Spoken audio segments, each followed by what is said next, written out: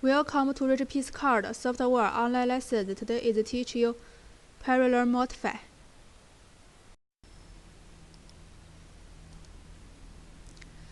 Select the parallel modify tool in Setup Customize toolbar.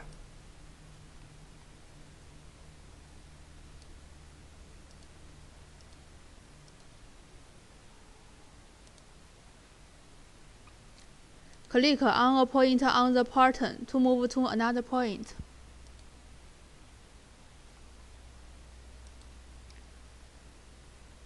Click the point you want to move to the blank.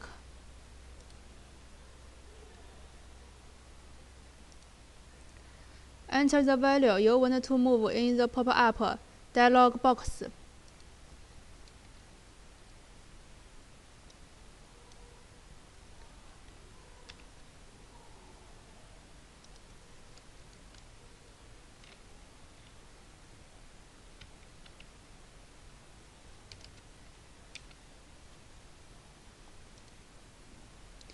Single material OK.